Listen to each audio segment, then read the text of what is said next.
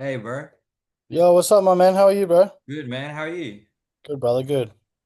Sorry about the delay in the link. I've Bro. got like it's like the worst setup. Like this room is like the most awkward box. Yeah, And yeah, so I'm yeah. like trying to work out what like looks better with like cause yeah, for some reason it's like really bright outside, but then Mm. the natural light coming in makes the room look blue on here. It's like Yeah. such a pain. Nah, you're cool, bro. You're sweet. Don't stress about it. I'm doing mine from my bed because Izzy's getting hooked up with a massage right now in the lounge room anyway. Oh yeah, So, too easy. That's all right. Did you get a massage beforehand or? nah, I'm gonna go after. I'll wait for her after. He's cool, bro. He'll just hang around until whenever he'll fucking cook up a meal or some shit. Oh, that's good. That's good. So it's handy having a masseuse on call. Yeah, he's never done that for me before. He's only just recently got mobile, so it's been cool, man, to be Yeah. able to like have that. I reckon like I've seen a few businesses that are like doing trying to do like that mobile recovery. I've seen like a guy he's got a massive truck and he's got like ice baths and then Yeah, he's got like a massage table so people can come through. He'll pull up like at parks or at people's like boot camps or whatever and they can yeah. use the ice bath and then he'll do like a massage and whoever's there. I think it's really cool. Recovery is It's important. It's super, super important. It's something that I didn't really like focus on very much in my last kind of off seasons or preps or anything, but now I'm like trying to prioritize it a lot. Because I think something that's like super underrated is as well is like it's like the mobility and how much like just massage can like link to like your mobility. And I Bro, think that's something 100%. I've noticed as well for myself. Yeah, man, 100%. When I had nerve damage for ages, so I couldn't like open up my back at all because I couldn't get my scapula to like move. Mm, Right. So I was super, super jacked up on that left side and like I have to just constantly get that kind of that massage work and just reopen up. And again, man, it's like range of motion is everything as well, right? Like your range of motion is dramatically impeded when that shit is like if that's hindered, bro, you're just only leaving gains on the table. 100%, 100%. Well, thank you. First off, thank you for joining me. Thank you for jumping on and having a chat. It's a Appreciate it. pleasure to have you on. Pleasure's all mine, brother. So well, first off, I think would be great for anybody who, you just recently competed. Hmm. In season C and did nationals and that. So, obviously, if anyone doesn't know, you're in the classic division and you're an incredible poser. Hmm. It's awesome to see like some good posing because I feel like it's funny. Um, he doesn't compete anymore, but shout out to George. George starts with I know M. who you're talking about. Yeah, I know who you're talking about. yeah. He Montage or something. George Yeah, Montage. George Montage, yeah. Yeah. He was an awesome poser. And then kind of when he like left, no one was really kind of, I guess, in my opinion, like filling that like really nice flow gap. And you've kind of Mhm. come in and I feel like really, I guess, taken that new, in my opinion, like that spotlight of like Yeah, that's cool, man. It's like now that I've moved to open now, so that's that's exciting. where that's where kind of like that's where we were playing around with some things for this season. Like it didn't go how I wanted it to go, but there were a lot of lessons I learned in that as well, which I'm grateful for, which I hadn't experienced that before, right? So I did classic as first timers, won that, then was always super successful, was never out of the top two. And then, my second season came around, I was again top two in classic, and then I just ended up jumping into bodybuilding. Not the season I just did, the season before that, just for fun, just because we were like, fuck it, whatever. I just chucked some random trunks on, jumped on stage. I wasn't even ready, bro. Like I had a cookie in between getting on stage. Like Yeah, I was just taking the piss. It was just for fun. I ended up winning. And yeah, that's where we kind of decided that. And you know what, man? Like my true passion is in bodybuilding, right? I was never competing to be classic. Like I look up to the Seth Ferocis, the Fuads, yeah, the Luke Sandells, all those guys. Like I don't really watch. You watch C-Bum for like motivation, right? I just watch C-Bum so he can kind of level me out, teach me yeah, some values, some things that I didn't appreciate back then. But I was always into the hardcore gritty shit. And it's just like Taylor vouches for this all the time, man. It's like my training was so bad for so long because I grew up watching these guys just like fucking, Branch Warren. You know what I mean? yeah. Like I copied Branch Warren's leg day, So it's like like implementing that training into all my training just wasn't working. But Mhm. that's what I kind of look up to. But that's where I wanted to go with open, obviously. And then my thing, man, is like I love being a competitor. Like I love competing. Like I have that competitive edge. I'm best friends with every single person I go on that stage with. But when we're on stage, it's just me. Hmm. You know what I mean? Like we War. aren't friends for a second, bro. Just, Yeah, you yeah. know. But as soon as those lights are off and we're off stage, I'm fucking crying with those guys. I love them more than anything. They're pushing me to be better. But my thing, man, is like I just want to bring posing to open, right? I want to Yes. be known as the guy that everyone was like, and this is what I get complimented on the most. Honestly, it's so overwhelming sometimes where I just really have to sit back and think, where I'm like, I want to make an impact, Mm. right? My thing is like I'm already at a disadvantage in a way just because of the tattoos. Yeah, yeah, But yeah. it's not a disadvantage to me. I remember there was a Big Sean song, and he said, stuck with me so much when he said it. My biggest advantage is being at a disadvantage. Mm. So to me, that lyric stuck with me forever because yes, anyone can look at me, and I full see it as well. I get it. The tattoos will definitely throw you off a little bit. It's not as clean, right?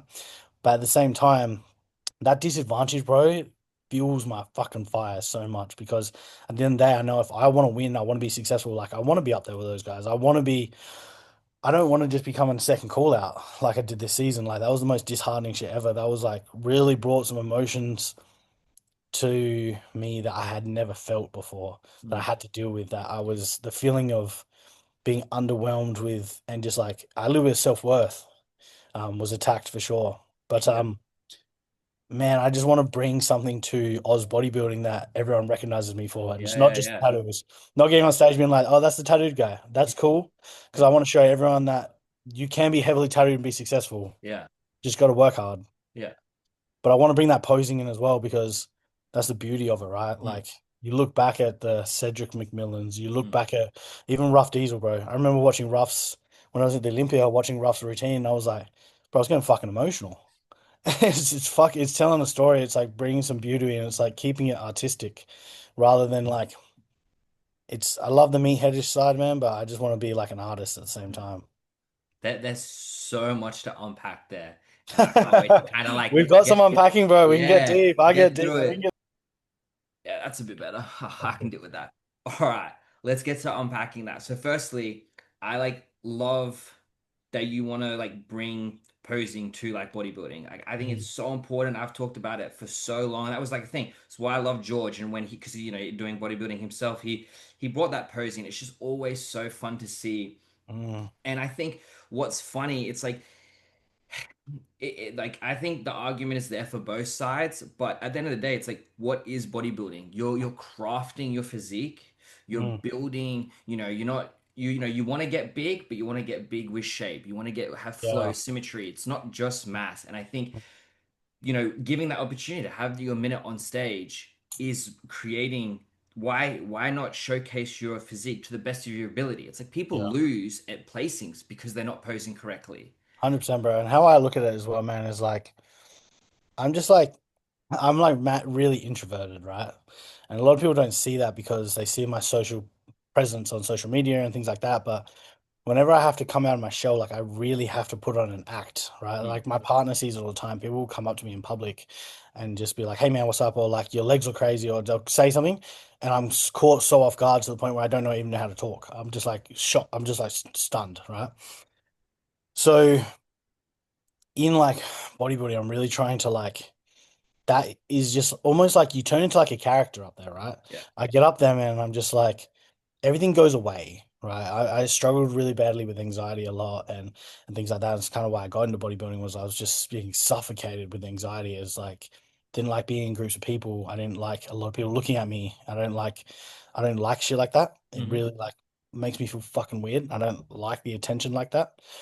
But it's also like it needs to me it's deeper. It's that's why I love bodybuilding. It's deeper than just building muscle. It's if I can get on stage and if we're talking from posing, like I want to make you feel something. I want to make you get up there and I want you to know that I appreciate the time that anyone that's in that fucking stadium or watching online or taking time out of their day where they could be out making money, bro. They could be spending time with their families, they could be creating memories. They did not have to be watching me, but they are. So it's like I'm trying to get back to you and I'm trying to make your time worth it. Yeah, I love that. It's like you said, you're trying to connect and tell a story through Mm. your routine, and like you said, seeing I can only imagine being able to see Rough Diesel in real life Oh, it's fun. pose.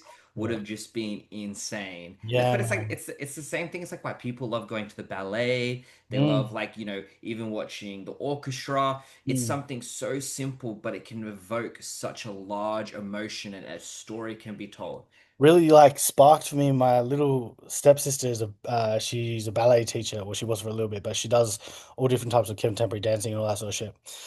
Anyway, as that our family's kind of blended, Mhm. obviously I'm starting to go to her dance routines and shit like that.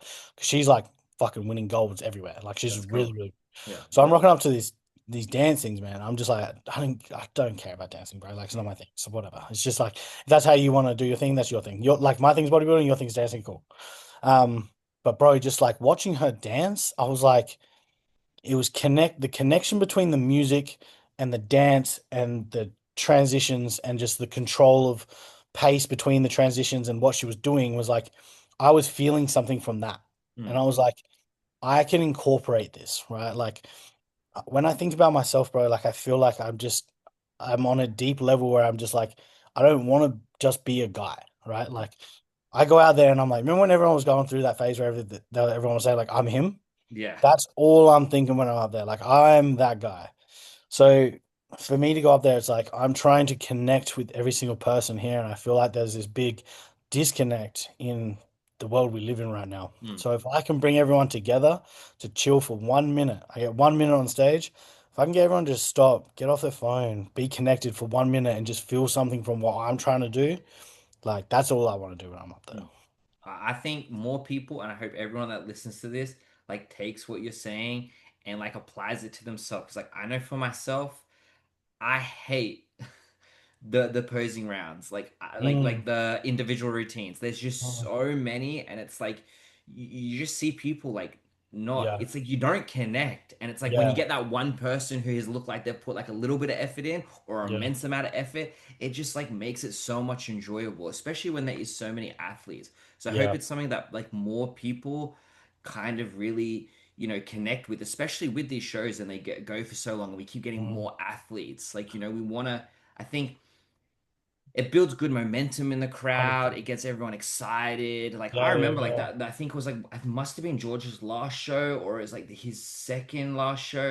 And I remember the crowd was insane. Everyone was clapping. There's a few Yeah, people standing because like yeah, yeah. he was like the only one doing it like back then. It's crazy when you're out there. I remember when I did my routine at Nationals, I couldn't hear my music because people Mm, were like yelling yeah. and clapping and screaming and shit. And I was like, I know you guys are trying to help me, but it's fucking me up a little bit here.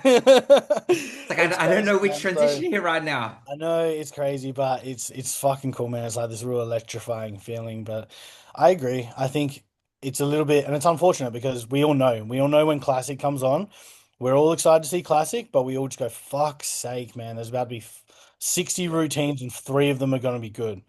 So you can I put it down to either just like, it's the fear of fucking up, right? Yeah. It's the fear of being like, I'm going to get on stage and I'm going to try something because you can get on stage, bro, and do such a mediocre routine and only hit your mandatories and you've passed, Mm, right? You've scraped through, you did the bare minimum, but you passed. There was no embarrassment because you're already doing what's required of you. But it's like anything, man. It's like when you dress a little bit differently. It's like mm, you act a little bit differently. You say something that goes against the grain, right? You do anything out of the norm, everyone already thinks it's fucking weird, yeah. right? Which is dumb. We shouldn't be like that. But as soon as people feel like they're going into that realm of being different or looked at differently and trying something new, the fear of just like the even feeling like an outcast or something different, not the norm, that I feel like that scares people to the point where they're like, you know what, I'm not going to go up here and try this. I'm not going to go up and pose like this because what if I fuck this up? Like, what if I trip? What if I try to get to the floor and I can't get there? Mm, But it's like, man, just gotta practice that shit, bro. yeah. I I was terrible at posing, bro. I was terrible. It was just the fact of like I've never been big, so I've had to be shapely. I've had to show my shape, and that just came through posing. I think yeah, especially like like for yourself as someone who has tattoos as well. I think that's like a good point for a lot of people who also have like a heavily tattooed and want to compete. It's like we're lucky that we are you're marked in three criteria, so you may be at a disadvantage with how your condition comes through, but your flow and your symmetry and how you show your physique and your Yeah. muscle mass, that's all in your control. So What's why not interesting? put the effort and the hours into it? Interesting, like you say that, bro, because okay, so this is what happened. So my last show, right? Yeah, Moving from classic to bodybuilding, I did 2 year off season trying to grow, which I did. I put about 8 kilos of stage weight. But for me, I was like, I'm going into the open division. I have to try and pose like an open bodybuilder. So I changed all my posing. So, I got up there for Queensland, and Queensland was like not a good placing for me. It was mm, not a good place for me mentally. Like when I got off, it was bad. I was going a lot through, had a lot of demons after that show. But the one thing that fucked me the worst was I changed all my posing, and because I came back and I was hitting my front double front on, I was changed my side chest to squat down and try and compress all my muscle together so I looked bigger so I could be compared with these guys. And what, like I ended up running into Brett before nationals. I ran into him in Doldies, and I was like, "Can you please?" And he gave me his time. I appreciate him always for this. And shout, if he watches this, I shout him out always because I really appreciate this moment. Was he took me into the posing room? We worked on all my poses, and he just said to me that he was like, "You're an artist. Like you yes. have to go back to being an artist. Like you went out there, you started hitting your front double like a bodybuilder and all blocky, and it was just like, what the fuck? That's not what you're known for, right?" And the thing was like when I posed like that, I wasn't confident because that's Mm, not me. And I was trying to show something that wasn't myself. I was showing this facade that wasn't what I wanted to present, but I felt like that was what they wanted. And it wasn't. So I should have actually stuck to my guns and done me. So if anyone that watches, like, just present yourself in the way that you think you look best that matches the criteria. yeah. Because, then when I went back to nationals, I said to myself as like a rule, I don't care if I don't make the first call out. I just want to have fun Mm, because I didn't even have fun at Queensland at all. I hated that show. And then I wanted to have fun, but I wanted to pose well. And I went back out there. I went back to posing classic how I used to, just in open. And man, my feedback was dramatically different. mm. Everyone was so much better. I remember hitting my front double. I just remember Brett looking straight at me, and I knew that he knew that I'd changed everything. And I was just happy, bro, because I was able to display what I wanted to display. Such a good feeling. It's so. I think people it's like a nuance. Like people get so stuck on trying to, you know, pose how they think people want to see them or pose for the category. It's like that is important, but again, just how you're shaped and how your body is and what you're confident in, that's still what is the most important because that's what's going to show your physique the best. Where It's it's like, like that if with, you do something different, like you said, you notice the Queensland show completely fucked you, and then you're yeah, bro. seeing the results of doing the right thing. Yeah, it's like that with anything though, man. Like I think you should just be yourself always. It Mm, doesn't, you should never restrict or constrict your personality um, for to conform to anything else, right? So you see it all the time. You see with people dressing, like everyone just dresses the same. Whereas yeah, like, you man, just dress how you want to dress, bro. Like I wear fucking fluoro pink hoodies to the gym and shit. It's just like I just like that shit. People can just look at it and be like, what the fuck? But it's like, well, even more on tattoos, bro. It's not for everyone, but it's like I just like it like this. So it's like, yeah. just be yourself, man. It's just like, People are so scared and are fearful of being judged, but nine mm, times out of ten, the people that are judging them, that they're fearful of, are just jealous that this person can express themselves and are 100%. confident because they wish they could do the same.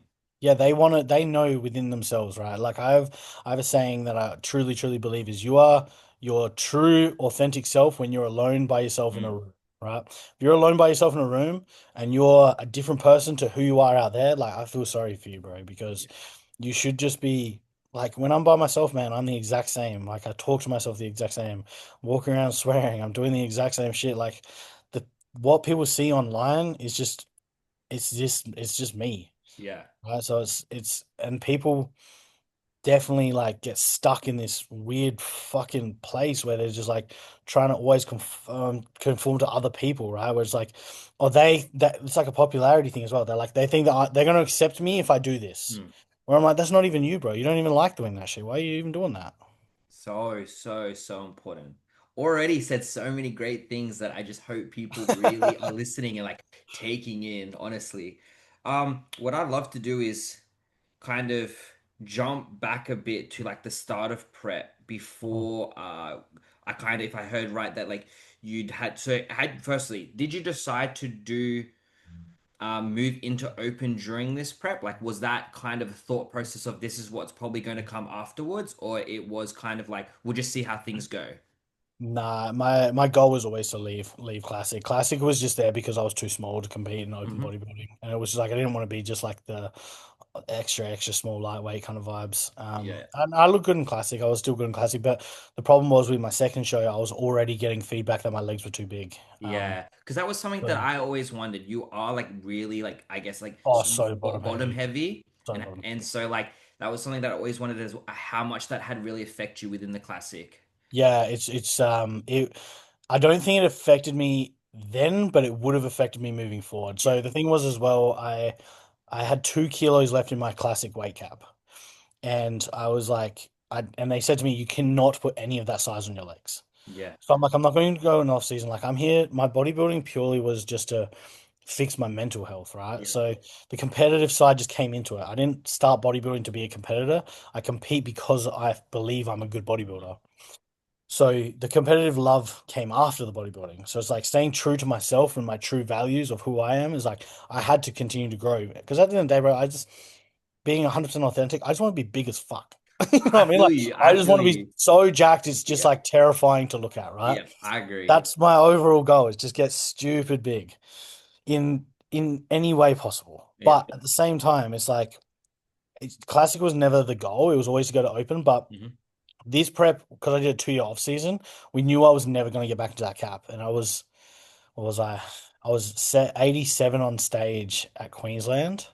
So I was 5 kilos over my cap anyway. Yeah, Um, and again, bro, it's so hard for me, even if I did want to restrict myself, my legs grow so fast, bro. Like I've only this whole off season, man, like I only did one leg day and my leg training's a piss take right now. Like right now on my quad day, bro, I do 2 sets of leg extension, 1 set of hack squat, 2 set of leg press, and that's all my quad work. yeah.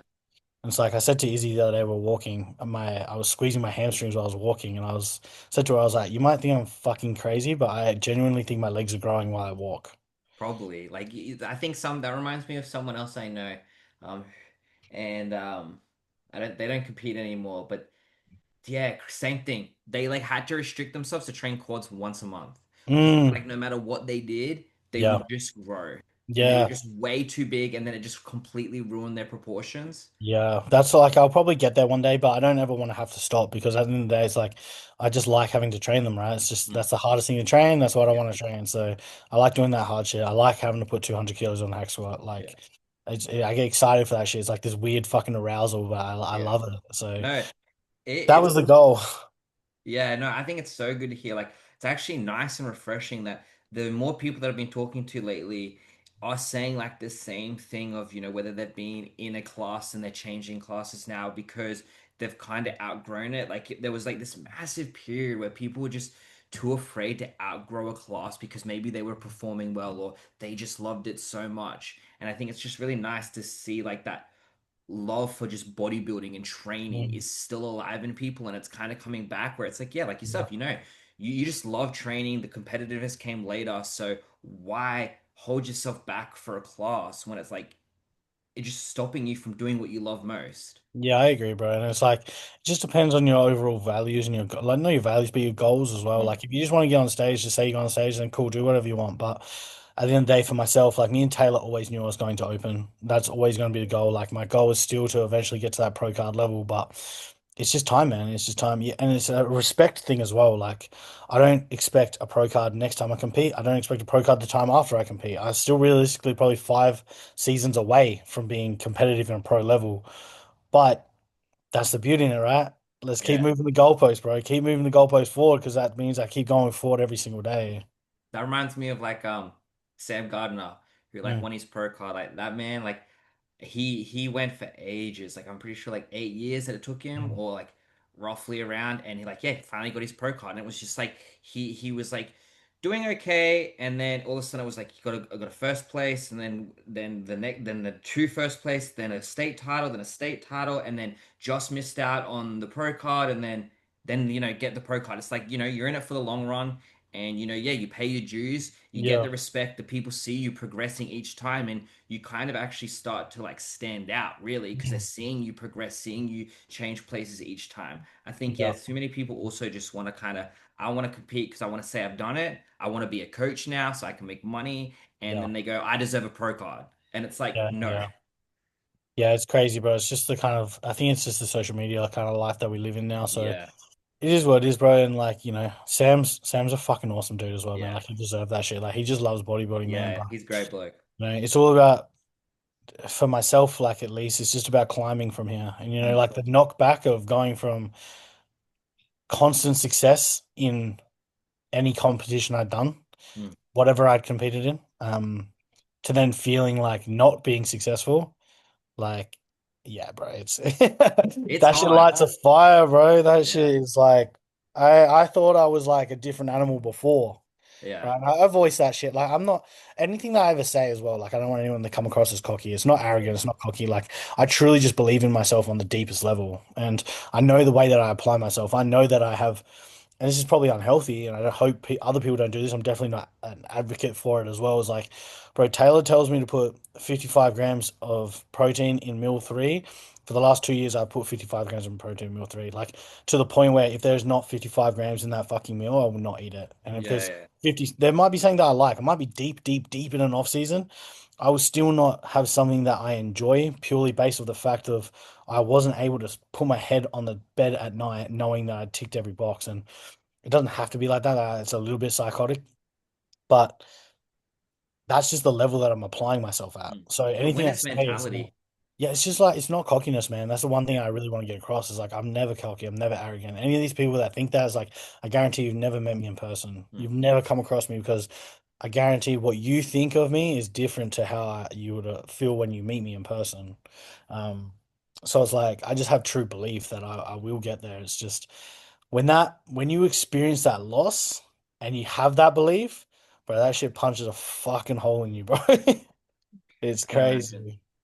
But I think sometimes it's important. I think, so you hear like that's the thing that actually like never gets highlighted of like all success people. Like I think there's like a 0.0001% where like, they just kind of had things like smooth sailing. But Mm. like most really successful people, they have more losses than wins. But it's because Yeah. each loss has helped them get closer to winning because it's like that hunger that never goes away, and that loss just like, yeah, is even more fuel for that hunger to just succeed. Yeah, well, this is why like me and Taylor always reference like Kobe Bryant Mm, because he always calls me Mamba and shit. Like we send each other just like back and forth with our check-ins. We send each other just like Shaq and Kobe yeah, gifts and shit, right?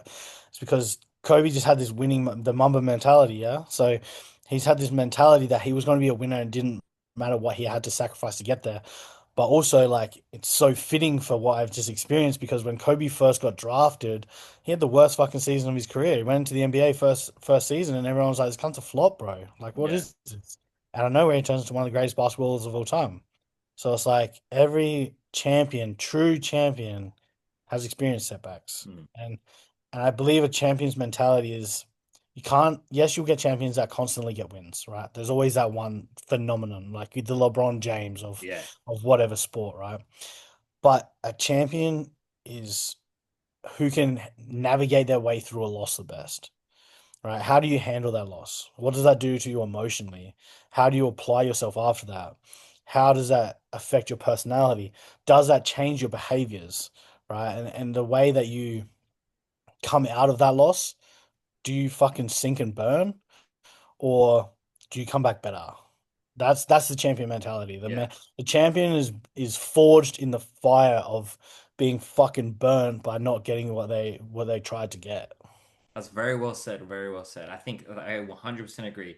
It's being able to, how high is your like, it's like something that I love about Alex Hormozy, and he like says like stuff like that all the time. It's like he uses certain, like really breaks down words, and it's like something of like being a champion, or even it's like resilience. It's like Mm, how many times can you go through something and get an unpleasant result and you keep going.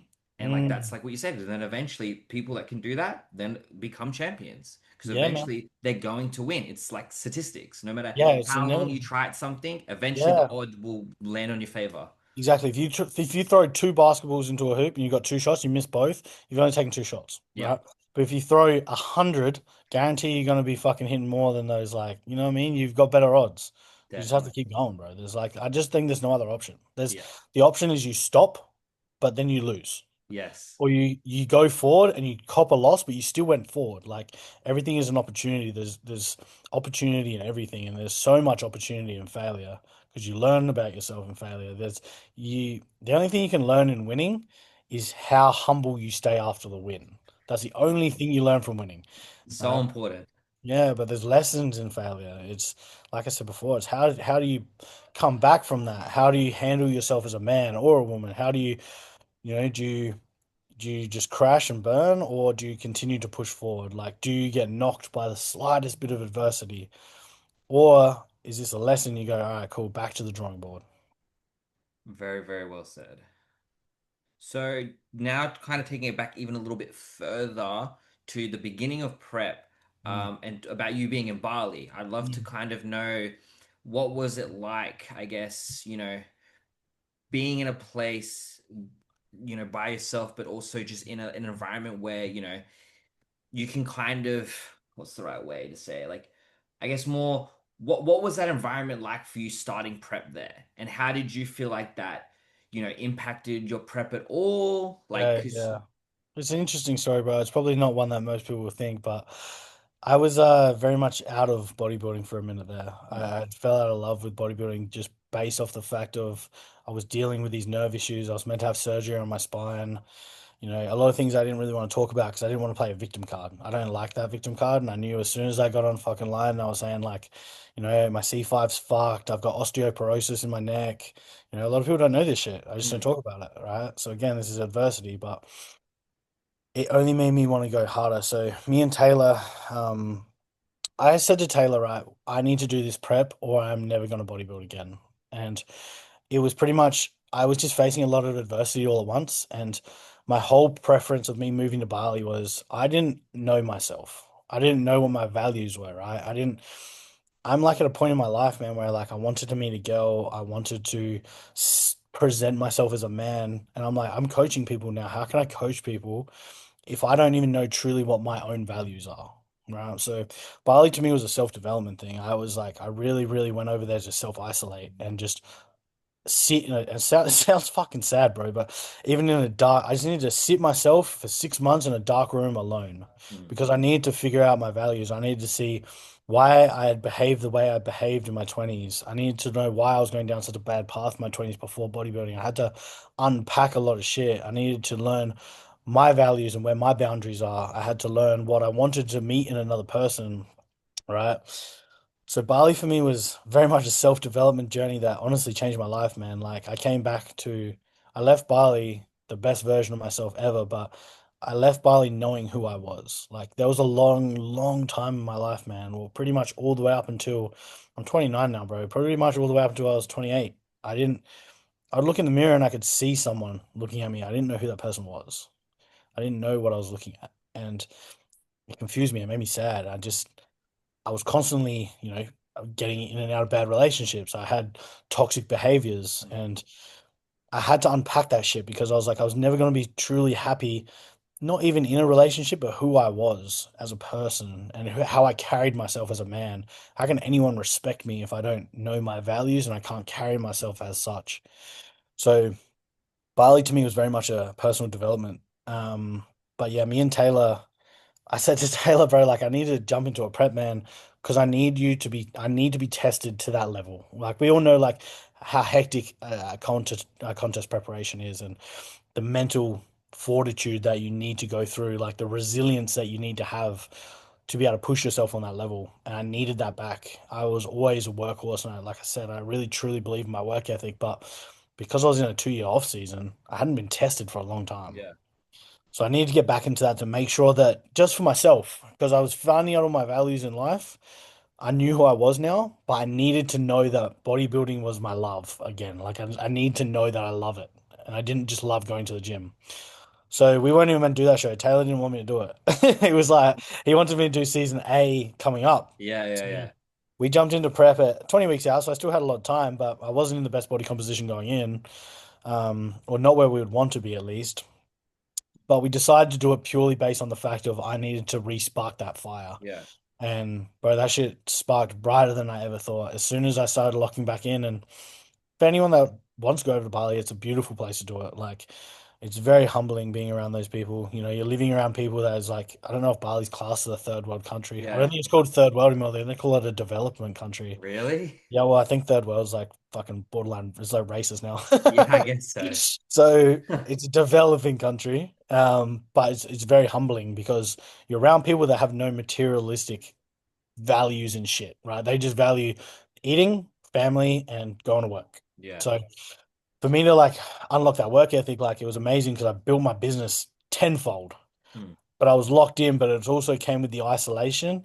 It also came with the isolation is very beneficial, but you can take it too far, was what I learned. I learned there is an edge to isolation. So isolation to me definitely equals elevation, but there is a very, very fine line before you get to like isolation becomes very lonely.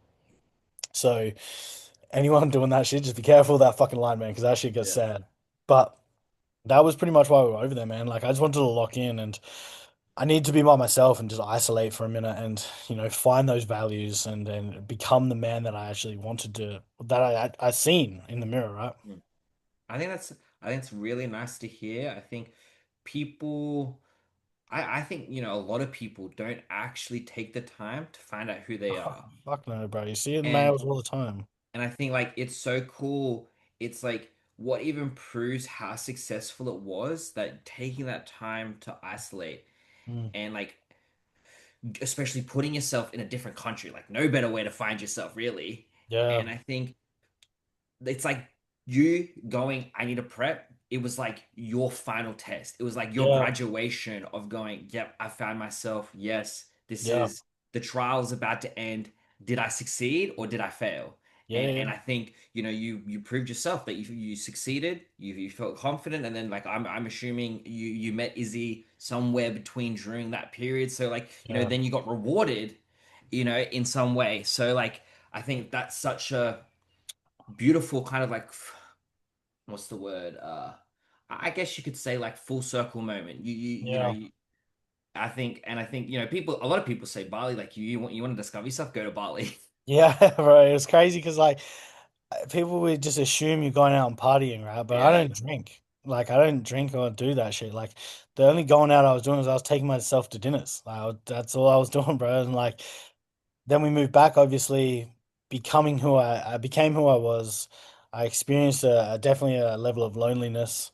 I was having to travel back for my visa and shit. And I remember the last time I went to Bali, I was traveling back over and I was just sad. I was like not excited. I was like, bro, I'm living in a holiday destination. Like, why am I feeling like this going back? And it was because I'd done the work I needed to do. I'd discovered myself and, as fucking cliche and fluffy as that sounds, like people just think it's fluffy because they don't want to do it, right? Yeah. You have to do the fluffy shit, bro. You have to sometimes.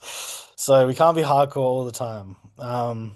But once I was going back, man, I only lasted 2 weeks. I was meant to go there for another 6 months, but Okay. I was like, fuck this shit. I'm moving back. And then I came back to the GC.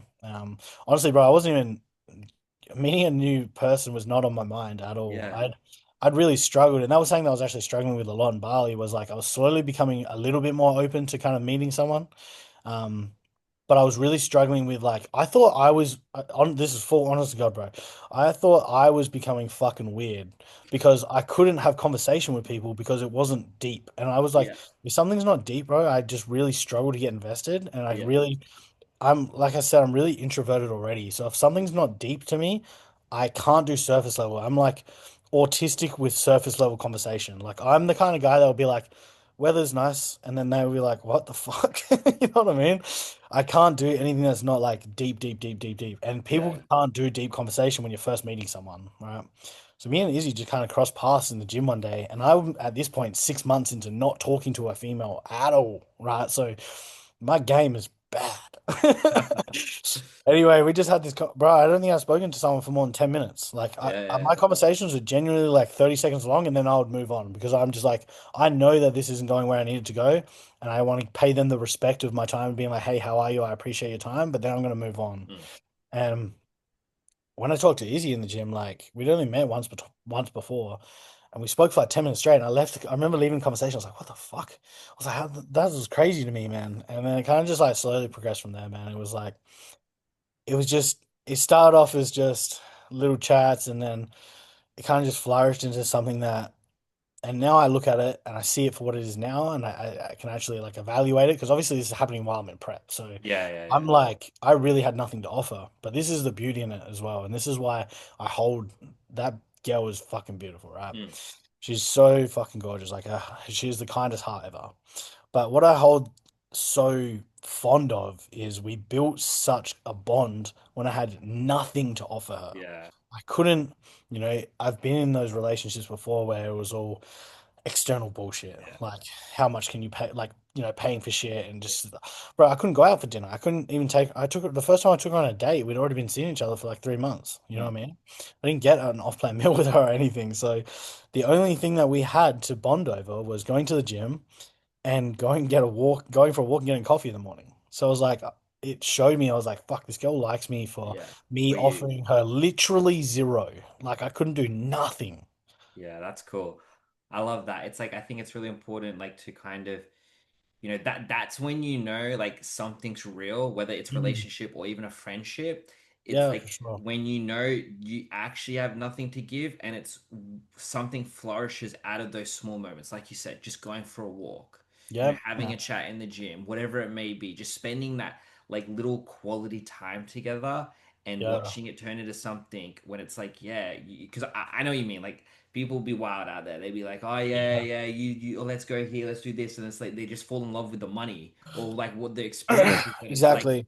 and then you get sucked in it and you don't realize what's going on, and then Yeah, and then man. it's We've not all until been after the victims. fact you're like, oh, I'm fucked. Yeah, we've all been victims to that, bro. And it's like you start, say you meet someone that you want to impress, you feel like they're out of your league. You Yeah, instantly are like, okay, this is who I need to become or act to be to obtain that position in the worst way possible, that yeah, person, right? yeah, So, or that person's attention, I should say, right? So all of a sudden you're going out for expensive shit, you're buying them shit, you're buying them shoes, you're paying for expensive dinners, you're flying places, your fucking bank account's getting rinsed. But it was crazy to me because I was like, this what we built and what we bonded over was I was like, bro, I'm having so much fun and we're sitting on the couch for 3 hours. yeah, So I was like, it was just little things, man. It's just like you really need to take into appreciation what someone adds to your life through things that they do not need to do.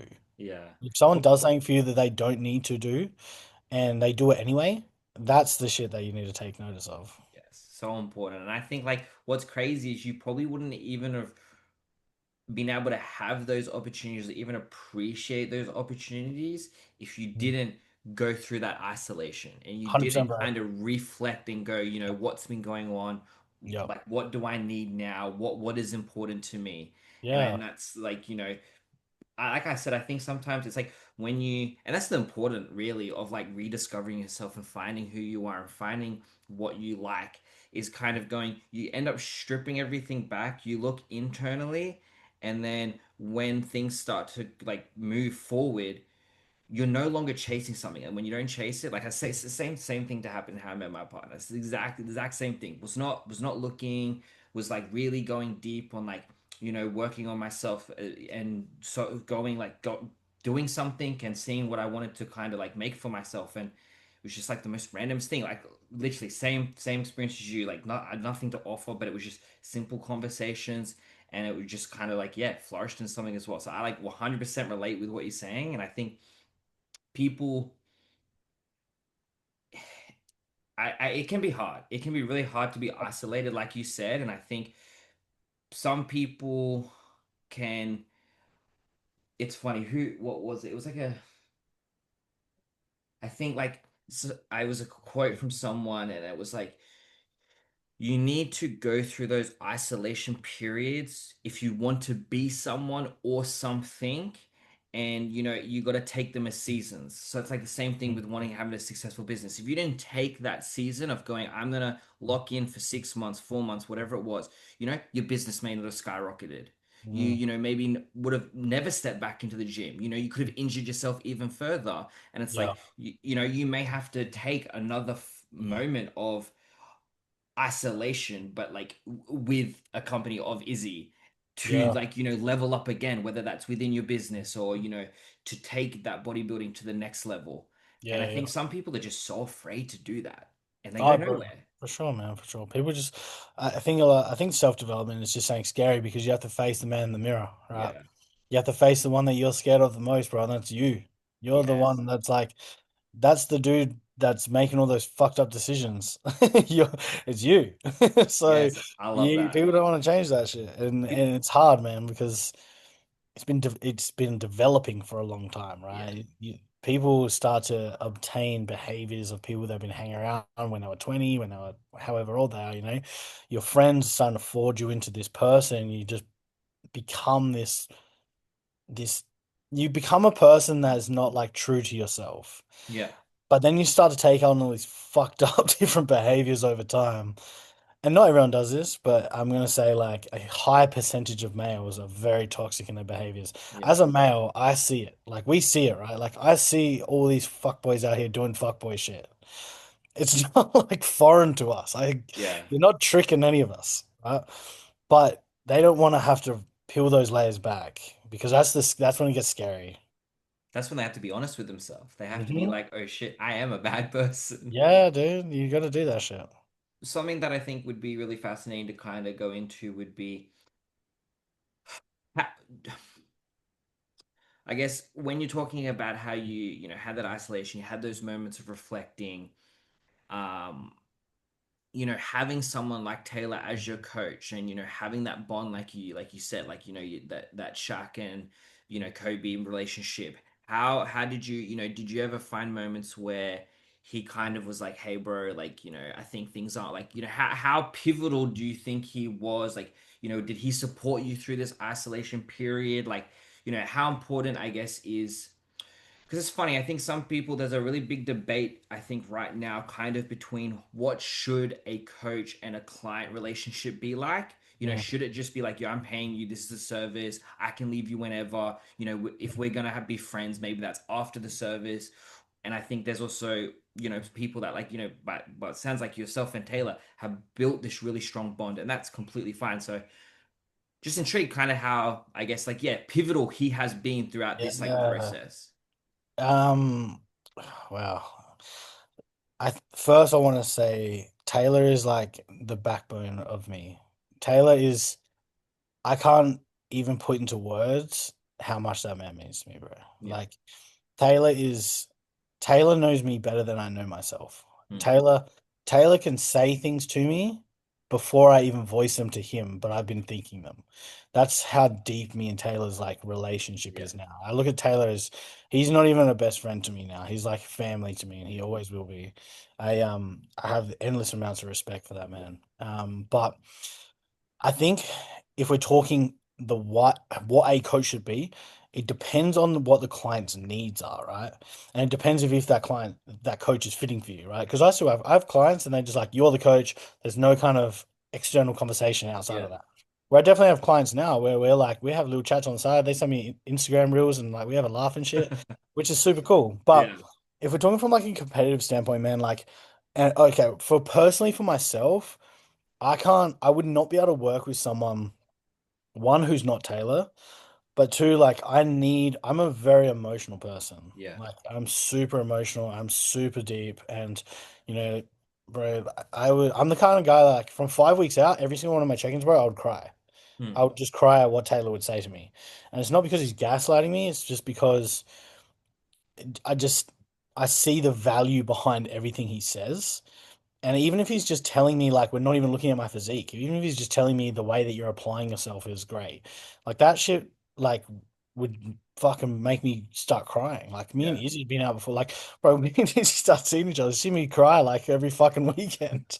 Jenkins would come around, she'd get a box of tissues and run Yeah. it over to me, you know? I was like, fuck's sake. But for me personally, man, like, I think I need a coach that knows me on that deepest level because I have this crazy belief in what I'm going to achieve and what I want to achieve and the physique that I want to display one day. So I'm a very big believer in like manifestation and Yeah. I can see it in my head. Like if I close my eyes right now, I can see what I'm going to look like in 5 years. And it's going to be it's going to be really good. It's going to be awesome. Like it's going to be stacked full of mass, classic as fuck, posing better than I'm not going to say better than everyone, but posing to the best of my ability and I can just see the level that I want to get to, and I envision that every day. But to have that vision, but to still be a amateur in like the medium range, right? Not like bottom tier, not top tier, just kind of in that, I was second call out at nationals. Yeah. So to be a second call out bodybuilder right now and have that vision, it's very delusional and it's very hard to almost believe. But like a post I put up before, bro, like I am super delusional with my goals. But at the same time, like I strive every single day to make that delusion real. Like other people can't see it, but I see it. Yeah. That's what's important. I see where I'm gonna be. I see what I can be. I see my potential. Taylor sees it too, and that's the only other person that I'd met who'd ever seen it and had that belief in me. And a lot of people don't know, dude, Taylor was my first ever bodybuilding coach. So That's cool. I got a coach when I first started getting to the gym, right? And then I left. So I was with him for like a month or 2 months. And I was like, dude, this guy's trying to make me eat like a bodybuilder. He was making me eat my post-workout meal. I remember this. I said to him the other day, he was making me two everything bagels. So there's 100 grams of carbs already. And then I was having two bowls of Nutri-Grain in it with a protein shake. So it's like 200 grams That's of carbs. crazy. I don't know if that was the actual gram amount measurements Yeah. wise, but that's how I was having to put it out. And this is me like just trying to go to the gym and like I was that kid that wanted to look like Chris Bumstead but didn't want to do any of the behaviors to get like that. Yeah, of course. Right? We've all been So there. yeah, yeah, just that typical kid. And I was like, fuck this man, like I'm out of here. Me and left Taylor, we were just acquaintances at that point. Yeah. I remember Taylor sent me a message, bro, and I still have this screenshot. And I sent it to him while I was in this prep. And he said to me, if you go back into bodybuilding, like you're gonna have huge potential. And it was crazy to me because I forgot about that text message for a very long time. And I came back to it while I was in prep. And I was like, fuck, man, like this dude believed in me when I was nothing. I had no evidence that I was going to be good. He had no evidence that I could apply myself as an athlete. All he could see was that I trained hard Mm. and that I had this mindset that was, it's unrealistic in a way, but it's relentless. It's like And unbreakable. The it belief is is, there. bro. It's very hard to break me, man. It's very hard to break me. And again, that's not from arrogance. It's just from what I've faced. Like I said, I was meant to have certain neck spine surgery last year. Yeah. That's why I wasn't meant to prep. I was meant to have spine surgery, and I fucking canceled it because I was scared.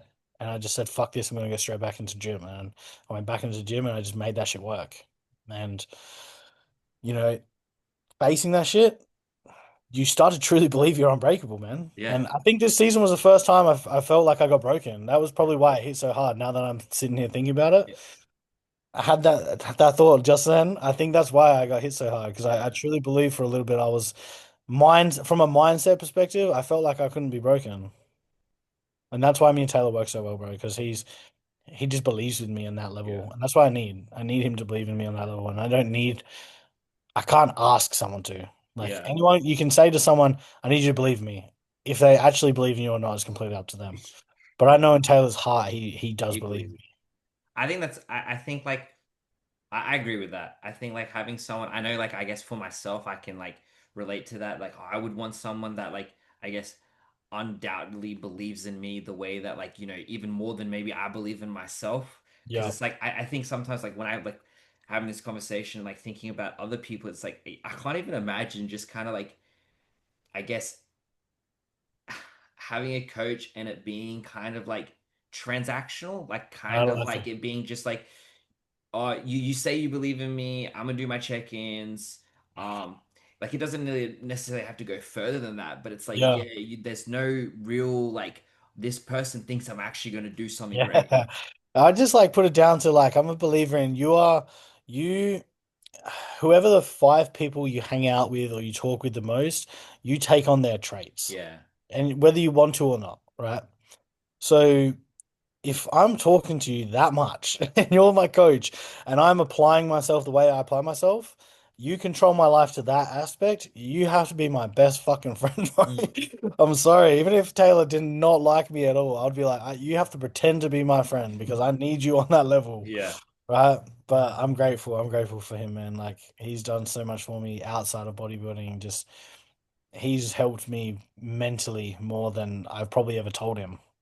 No, it's not, it's nice. Like, well, hopefully he listens and he can hear you say that now. I think it's not, it's nice. It's nice being able to kind of, yeah, hear that. I think it's something, it's just that nice reminder, I guess, that, bodybuilding is not a solo sport. It No, is a bro. team sport, and I think it's always refreshing hearing. I think sometimes I think we're still, unfortunately, a majority of it, I think, because of social media, but still in that like the scale of negativity is still just slightly higher. So I think it's always really yeah, refreshing to hear like such positive things like that, and whether it's a client and a coach or just an athlete. And I'm hoping within the next couple of years we can like really start to shift that um Yeah. positivity to be higher within the sport. I'll make sure it happens, bro. That's my whole goal. That's the only reason I'm here, man, is I I just love want it. to like bring that positivity. I love it. What would you say is three things, I guess,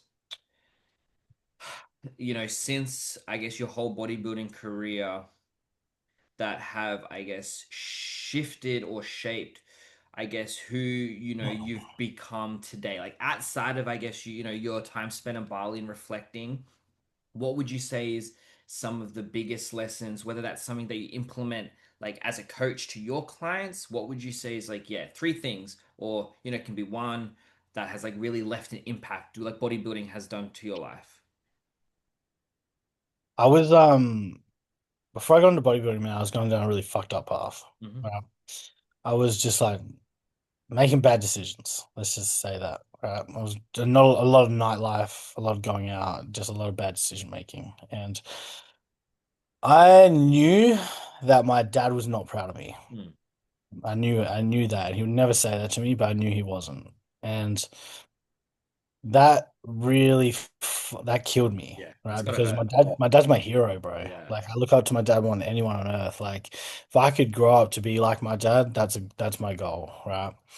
So the fact that I knew my dad wasn't proud of me was something that really fucked with me. And once I started getting to the gym, dad was so when my parents split, right, dad went through this like it wasn't a midlife crisis. It was just like he was just going through a Yeah. breakup, right? A divorce, sorry. So he starts getting into the gym.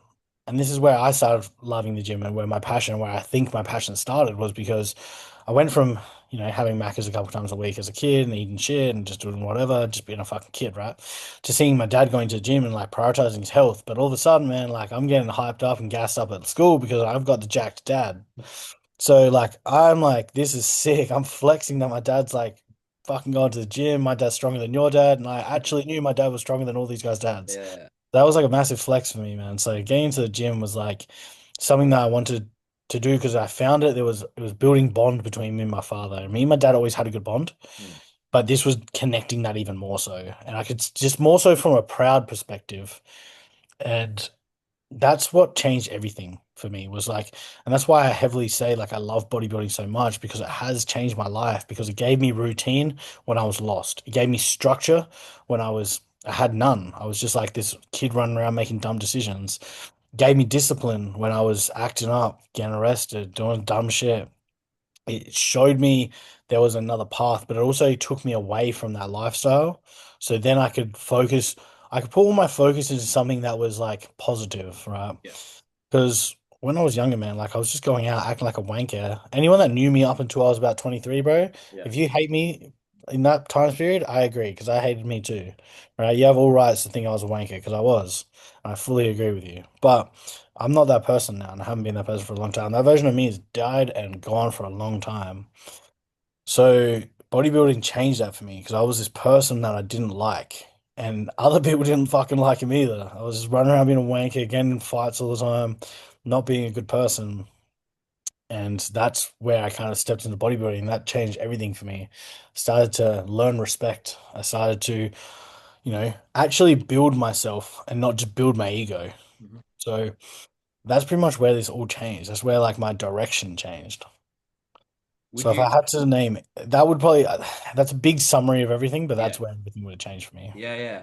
Would you say, like, as a coach yourself, that I guess, how would you say it? I guess, that bond that you started to create with your dad through the gym, and like you said, you want to you being like your dad, knowing like kind of not like getting his approval, but making sure he's proud of you. Mm. I think that's really important.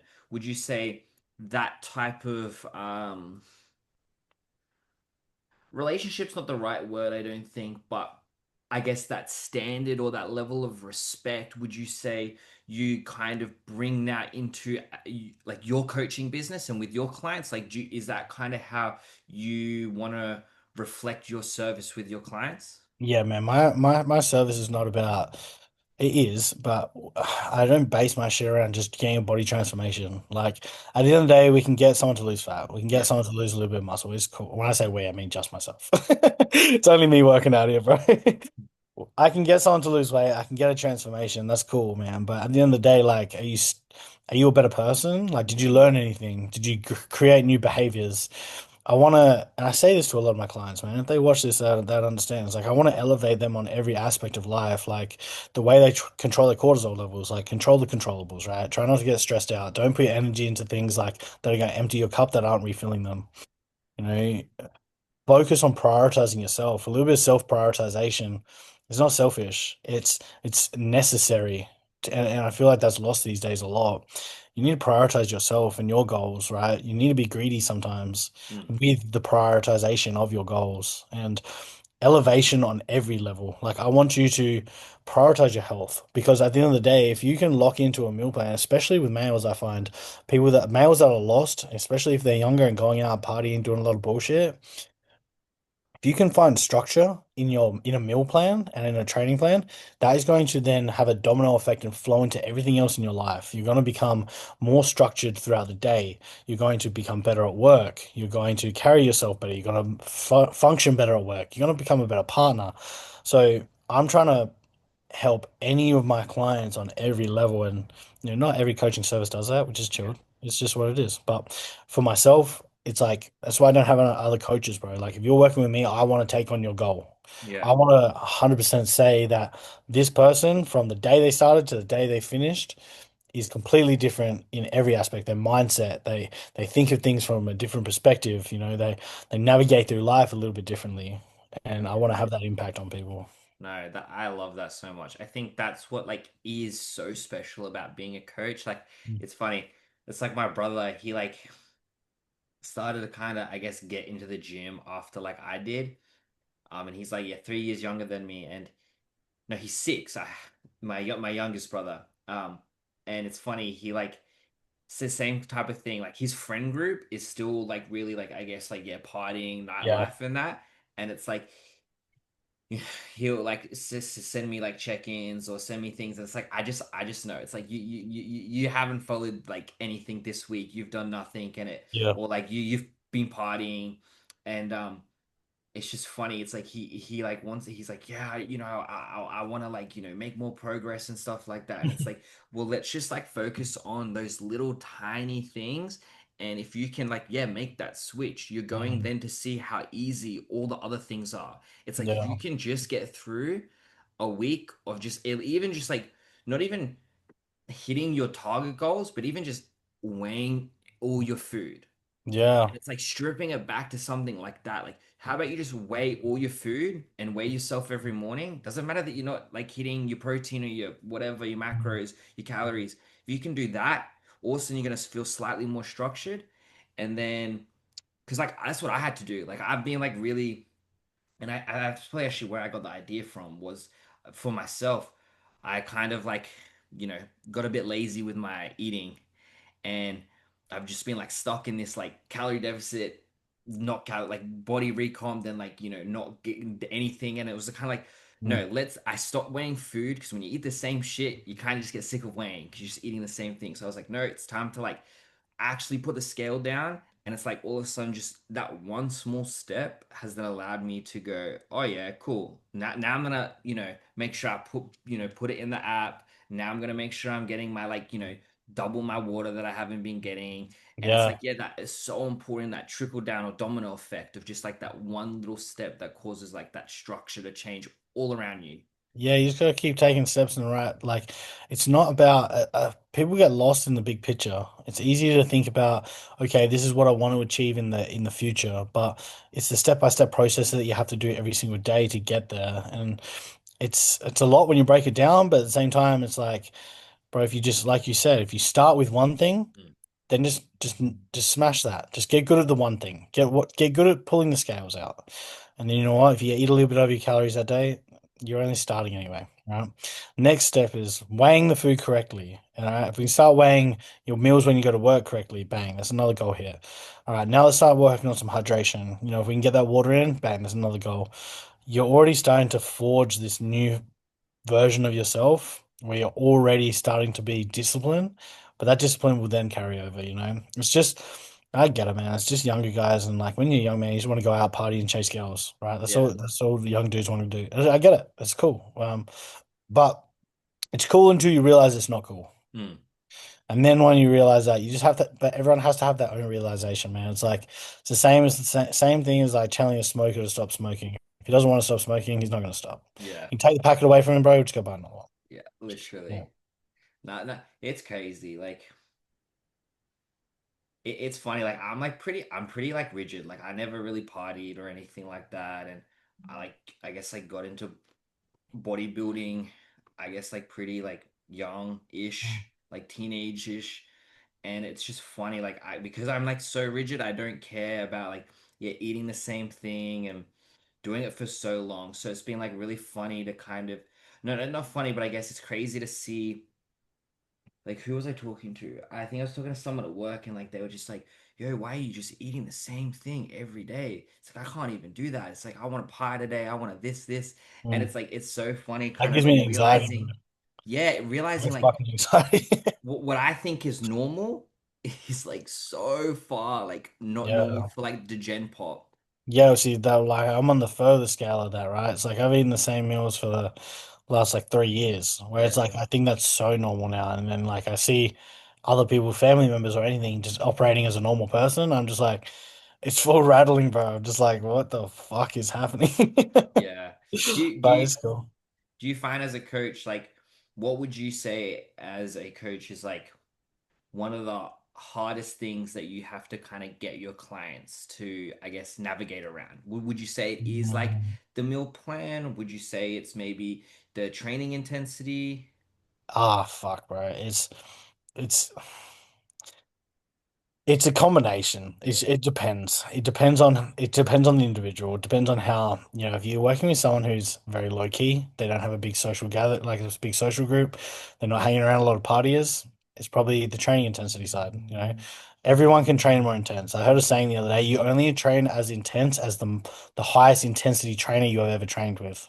So if you've never trained with anyone that's trained intense, bro, you like I've had people before being like, dude, I'm a fucking psycho when I train, and I'll train with them and they'll die. Yeah, Right? yeah, They're 2 sets in and they're crying on the floor. And I'm like, you are not, you know what I mean? And yeah, my yeah, level of intensity, what I think is highly intense, is probably not as intense as what these other guys are doing because I only also know the highest level of intensity that I've trained with. yeah. I And so love you're that only saying. as That's good as what you've been what you've experienced. yeah. So intensity can always go up. I believe that in everyone. In my and that applies to me as well. Every intensity can go up with any individual, right?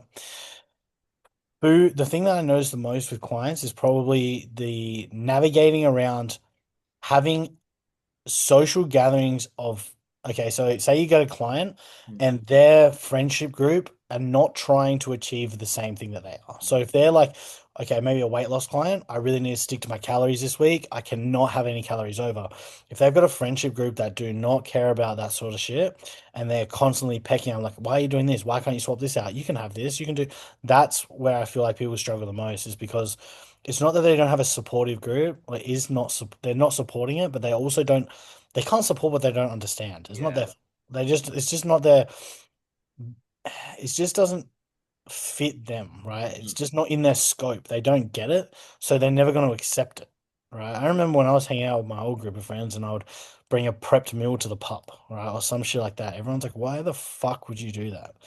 But that's not within their scope, so they don't understand. And you can't blame other people for not understanding, but you also have to be intelligent enough to know that okay, if I'm really serious about this, I need to kind of associate with people that understand it. mm, And if you can't get that across to the to your friends, then it does become a little bit hard. It does become hard, and it becomes a little bit. You know, I had a lady that I was working with. She's an older lady. She's beautiful. She's a really nice woman, and she was struggling because on the weekend she took her prep meals away with her on a like at a fucking social event, I guess. Yeah. But anyway, she was saying a lot of she was really surprised with the amount of not support, or the lack of support, I should say, that she got by her friends for being like, why the fuck are you not having wines? Why aren't you getting on the cheese platters? You know Yeah. what I mean? So I think that's the what people suffer, not suffer, but they struggle the most with. Yeah, I think that's like definitely like one of the biggest things. It's like you said even before, it's like, yeah, the five people that you spend around the most is like who you become. Yeah, It's man. like, yeah, if you want to, it's like this thing, if you start a business, if you start any new endeavor, you only know things are starting to go well when the people that you were hanging around start to disappear because it's like, Mm. yeah, they are not on the same goals that you're going. And I can only imagine like and I guess like for myself like being a bit of an introvert as well like not having a big circle. I guess I never really had to experience that, and when I did, they were kind of, I guess, into the gym as well, so they kind of got Yeah. it. So I could only imagine what someone like what that client must experience and how hard that kind of navigating is, Mm. especially depending on their age too, Yeah, because it's like that's like group, they're people that hang around for 20 years. It's like how are they meant to find a new group of people, or and yeah, I think what you're kind of saying is coming from that thing of helping their mindset and helping yeah. them kind of, strengthen that to, I guess, Just resilience. yeah. Yeah, it's just like you become the black sheep, which is Mm. hard. You become the minority, right? No one wants to be that, but at the same time, elevation requires change, and it's just a necessity.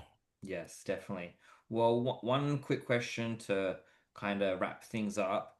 I Hmm. would say, what is your current life mantra? I really like to, yeah, end each podcast in this question because I think one, people always have really great things to say. And I think, too, anyone listening can kind of really take it on board. And so I'd love to know where you're kind of at right now in life and, going forward. What would you say you kind of, how do you approach each day, seeing that you've had such a massive transformation over this prep and pre-prep?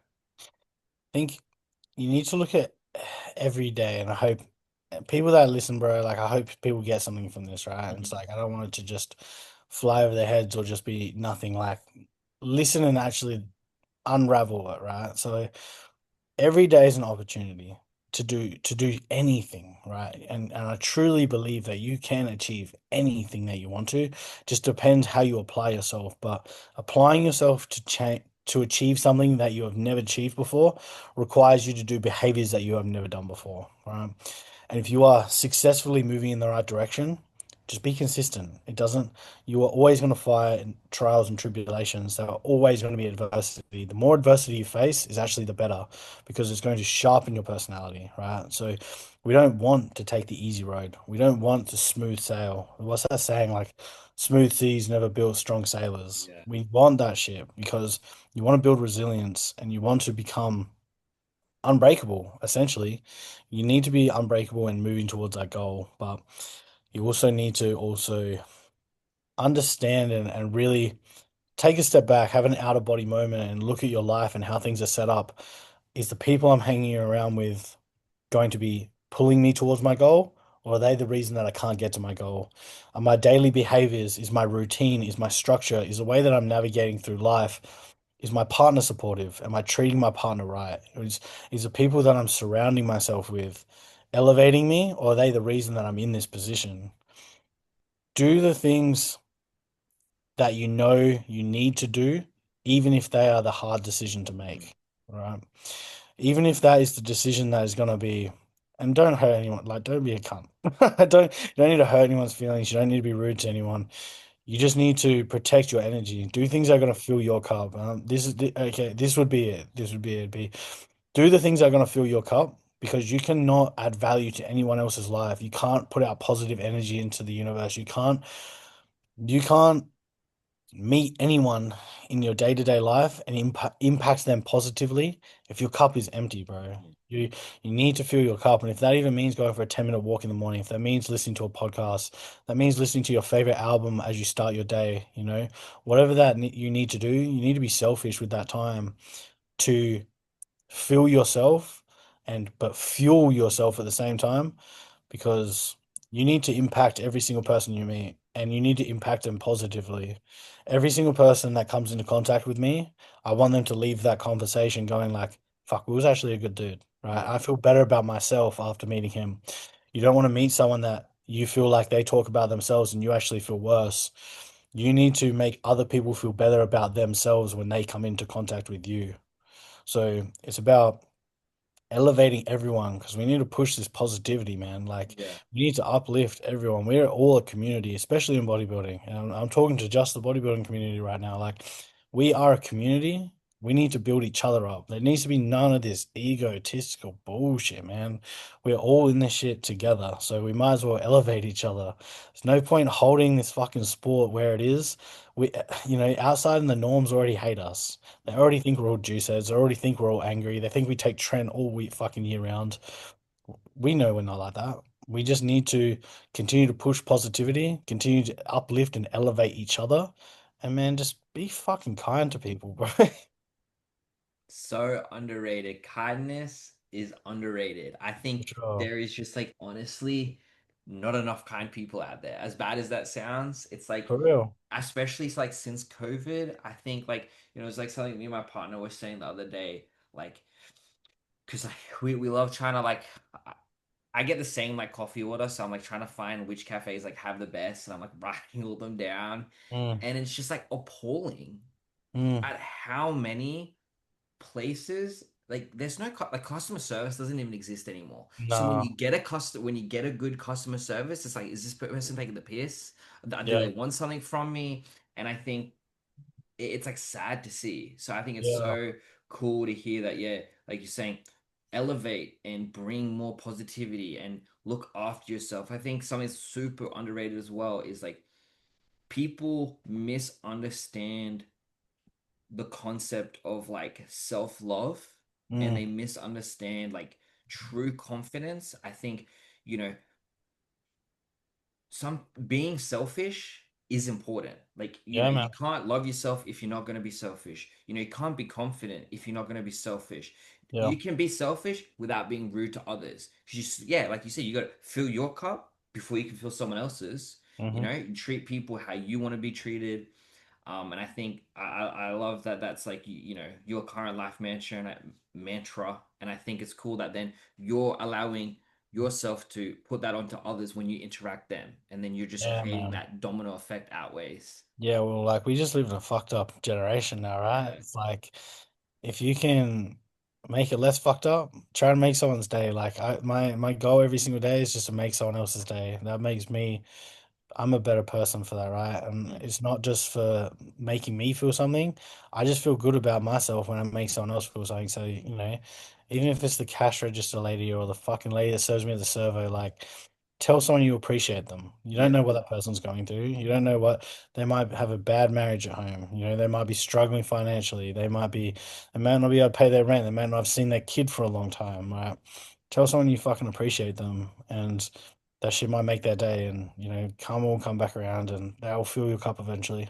yes, that's some powerful shit. I love it. I love it. I love it. I hope people really take what you said on board. I think I that's hope so, bro. yeah, man. I think this is a great way to like kind of wrap things up, and I hope like you said, like let's bring more positivity. Like, and it's been nice. I love that. I feel like every conversation that I've had with people so far since like, the rebrand and getting the podcast going again, it just feels like I said, it feels nice to know that I feel like I'm now playing a part in like kind of, yeah, like you said, rebringing that positivity to, the bodybuilding community. So I think it's That's good, super bro. You important. are. You're making an impact, man. You're bringing us together. You're like the fuad of fucking Australian bodybuilding. Yeah, We need I hope that. so. We need I hope someone, so. bro. That'd Bring be it cool. together, man. You got my support, bro. Like bring you're gonna help a lot of other. You give me a platform, bro. You've even Yeah. helped me today, so you know what I mean. Yeah. It's your efforts are not going unnoticed by any means. Love it. Love to hear it. Thank you. Thank you. Sorry, Well, man, bro. I hope you enjoy the rest of your day and well, night, I guess. And thank you for, jumping on. I really appreciate it. And I'm excited. I'm excited to see like where you're going to kind of take this off season and how you're going to come back. And, I'm excited. Hopefully that 5-year vision that you're seeing in your when you close your eyes, we may get that even sooner. So Yeah, I'm man. kind of excited to see where you go. And I want you to keep keep leaving that mark with the posing and show the art and the craft of bodybuilding. And I think, Yes, sir. you definitely, deserve to have moments to speak and have a platform. And, I'm glad to have you as a part of, the journal of, Australian bodybuilding. So thank you It's for awesome, jumping man. on, man. That's right, bro. Pleasure's all mine, man. I appreciate it, bro. We'll run that shit back sooner than we think, man. I'll be back, baby. Yes, love to hear it. All Well, have a good rest of the day, man. Thank you. right, See bro. ya. Thank you. I appreciate you, bro. Thank you. All right.